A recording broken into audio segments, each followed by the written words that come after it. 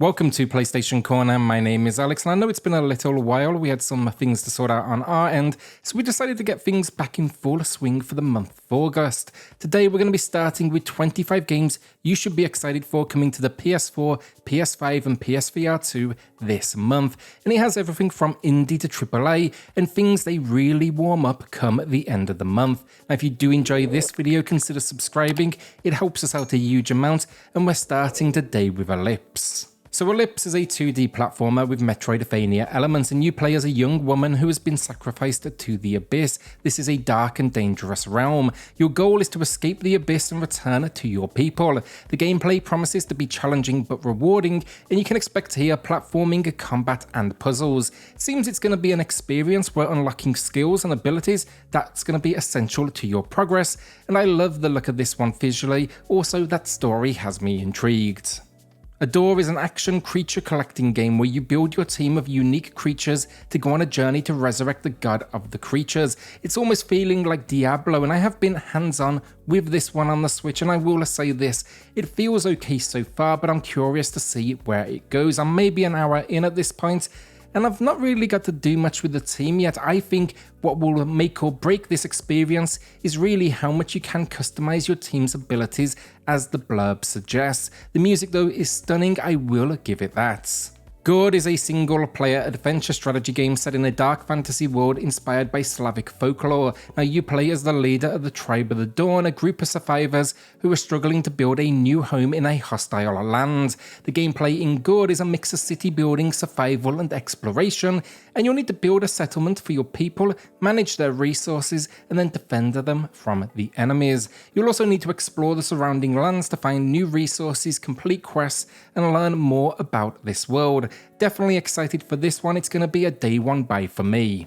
Wrestlequest is a pixel art RPG where you create your own wrestler and embark on a journey to become the champion. It's unique in the sense that it combines wrestling moves with RPG elements, and you can also expect to meet real-life wrestling legends like Macho Man Randy Savage and Jake the Snake Roberts. Now along this journey you will need to train, learn new moves, and build relationships with other wrestlers. You'll also of course need to compete in matches so you can earn your way to the top. Wrestling RPG as a genre sold me immediately, and honestly I will say I'll probably be going to the Switch with this one because I do want handheld, but I don't think you can go wrong on any system.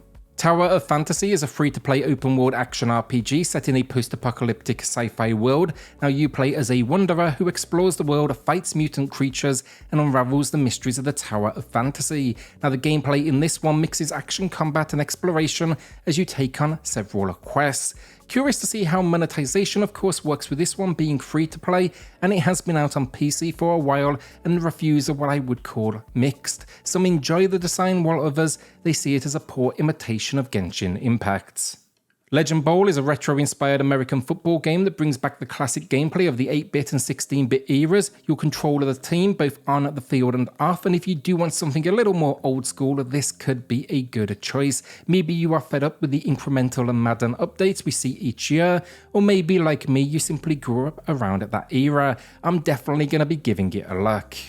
Atlas Fallen is a third-person action role-playing game set in a post-apocalyptic desert world. Now you play as a nameless hero who must use their newfound sand manipulation powers to liberate humanity from the oppression of the corrupted gods. This is high up on my list of most anticipated games in August. The open world looks stunning, we can surf on the sand which looks like an incredible way to travel, and the combat gives me an air of God of War mixed with a dash of Monster Hunter, so that is definitely not a bad thing.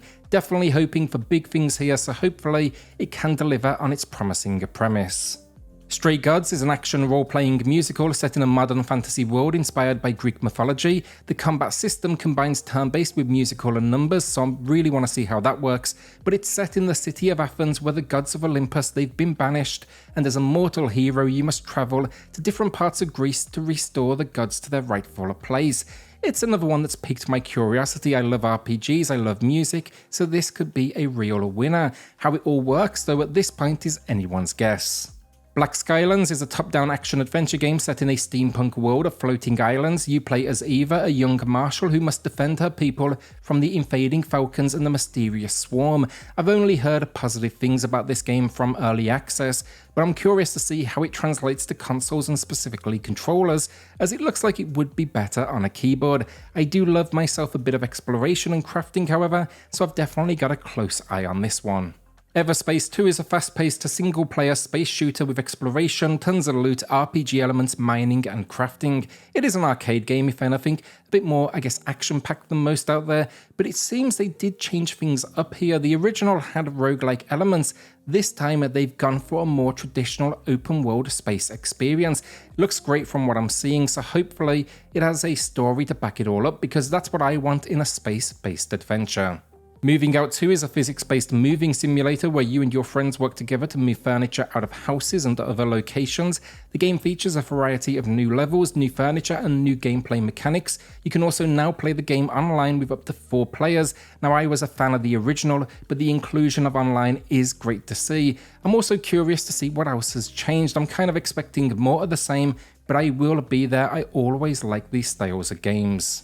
Shadow Gambit, The Cursed Crew is a real-time tactics game set in an alternate history of the golden age of piracy. Now you play as Athia, a cursed pirate, who must assemble a crew of supernaturally gifted individuals to steal the legendary Black Pearls and revive her crew.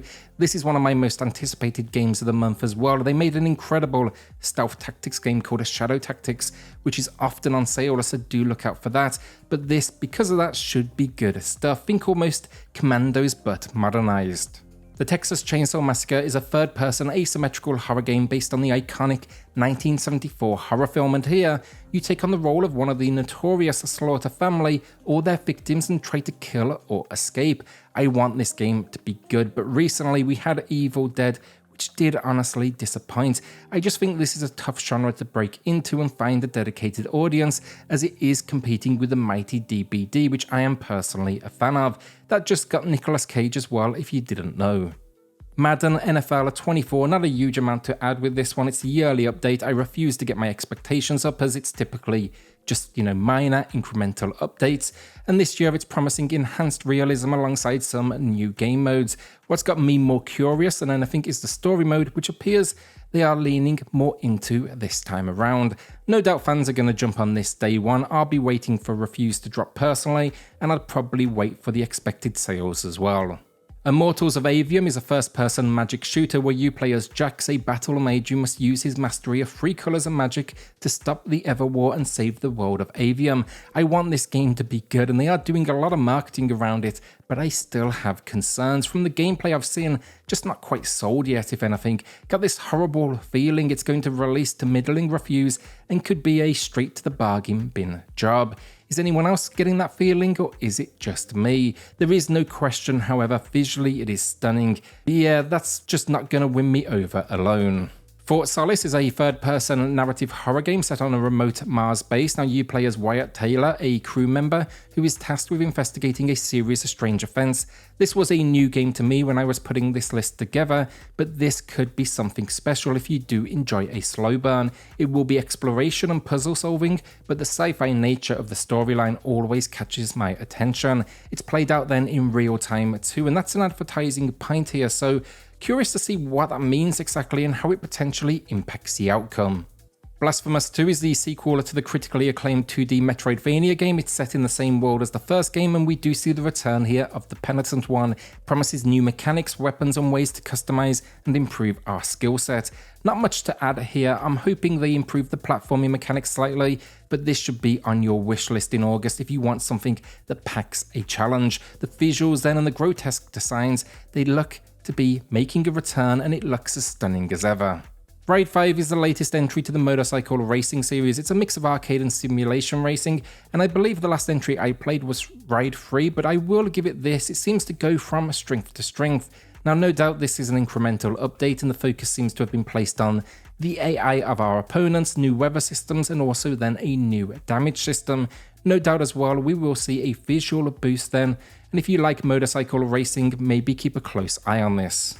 Firewall Ultra will be the first big option this month for PSVR2 owners, a first-person shooter. I'm excited about this, and I imagine we will cover it here on the channel as we've been having a blast with the hardware. Now, I never played the original game personally, so let me know if I should be excited for this, but it's a tactical shooter and you'll be working with a team to clear objectives. It features a campaign mode alongside the expected online play, and the footage I'm seeing looks good so far. That said though, there's another VR game coming just a few days later that has piqued my interest slightly more, and we will get to that shortly. Shotgun King: The Final Checkmate is a turn-based strategy roguelike game where you play as the Black King who has been abandoned by his army. You must use your shotgun to defeat the White King and his army while avoiding being checkmates. The game features a variety of levels, each with its own unique challenges, and you'll also unlock new weapons and abilities. Seems like a great idea, but I suck at chess, so I'm really curious to see how this turns out and if any knowledge is required. Armored Core 6 Fires of Rubicon is a mech action game developed by From Software, so instantly I'm interested, and it's by far my most anticipated game of the month. The previews looked stunning, and I really like the fact it seems the movement and the action is fast-paced. I do find that mech games in general can sometimes be a little bit slow to represent the weight of these massive machines. I'm expecting a whole lot of customization and combat here, and no doubt the story will be a little wild. What we know so far is that we're investigating mysterious events following a global war. Sea of Stars is also high up on my list for the month of August. It's an RPG from the team behind The Messenger. It's also set in the same world. Now, I did check out the demo and I did have a few small issues, but mainly I walked away excited. It looks stunning, the gameplay mechanics were solid, and the story has me intrigued. Here we are controlling two children who combine the powers of the sun and the moon to perform eclipse magic. That is the only force capable of fending off the monstrous creations of an evil alchemist known as the Fleshmancer.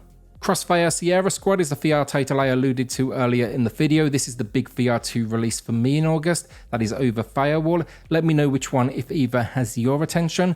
I'm just not sure what it is about this one I like more, but I think when I watch the trailers, the guns seem to have more weight and the strategic elements appear to be more at the forefront of the experience. I will of course be checking out both, but it's definitely a good month for shooter fans over on the VR2. Under the Waves is a narrative-driven adventure game published by Quantic Dream, and I'm a big fan of their work, so if they are impressed enough to get behind it, you have got my attention. It's going to be a mix of exploration, puzzle solving, and storytelling, and this story is about Stan, a professional diver who is sent on a mission to explore a sunken submarine, but he soon finds himself trapped in the abyss. While the timing is admittedly unfortunate with Ocean Gate, I'm psyched for this game. I don't think we see enough aquatic adventure games, and personally I love the visual style that they've gone for. War Hospital then is the final game of the video. This won't be for everyone, but it's a war game focused on saving lives, not taking them, as you build up a hospital to treat those around you. The equipment and the injuries will be reflective of the period, and I'm curious to see how it all works on console. It also promises us the ability to inspire periods of ceasefire, so I really want to see how all of these elements come together. And that is the video down. What will you be adding to the library this month? Let us know in the comments. Also, did I miss anything? That's always a good thing to point out. With that, hit subscribe, join us here for reviews, deals and lists weekly, and I'll see you all on the next video. Thanks everyone.